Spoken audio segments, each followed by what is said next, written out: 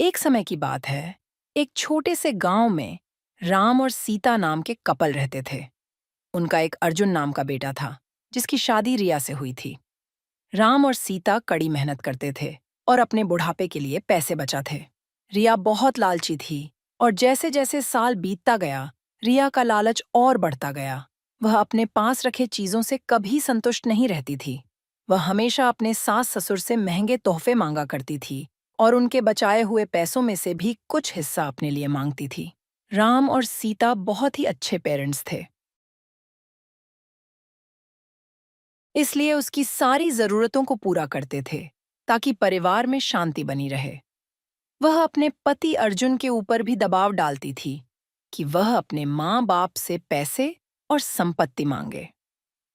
वह बहुत ज्यादा संपत्ति रखना चाहती थी, बिना किसी मेहनत के। एक दिन राम और सीता ने यह फैसला लिया कि वह रिया को सबक सिखाएंगे।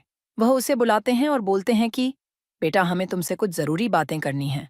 हमने यह फैसला लिया है कि हम अपनी जायदाद का कुछ हिस्सा अपने बच्चों में बांटेंगे और उसका कुछ हिस्सा तुम्हें भी देना चाहते हैं। लेकिन राम और सीता के मन में कुछ और ही चल रहा था।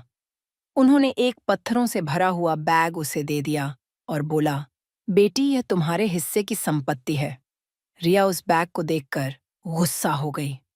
उसने उस पत्थर से भरे हुए बैग को जमीन पर फेंका और जोर से चिल्लाते हुए बोली कि मेरी मजाक उड़ाने की तुम्हारी हिम्मत कैसे हुई? मुझे पैसे चाहिए, ये पत्थर नहीं। राम और सीता ने शांत तरीके से उसे समझाया और बोले, रिया, सच्ची संपत्ति सिर्फ पैसे और चीजों के बारे में नहीं है। यह प्यार, दया और जो कुछ भी तुम्हारे पास है, उसके लिए आभारी होने के बारे में है। हमने हमेशा तुमसे प्यार किया है और तुम्हारी देखभाल की है, और यह पैसों से भी अधिक कीमती है। रिया को एहसास हुआ कि वह लालच में कितनी अंधी हो गई थी। उसको अपने किए गए बर्ताव के लिए पछतावा होने लगता है।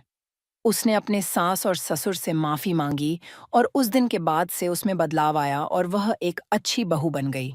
रिया के बदलाव की बात पूरे गांव में फैल गई और सभी ने एक बेहतर इंसान बनने के लिए उसकी प्रशंसा की।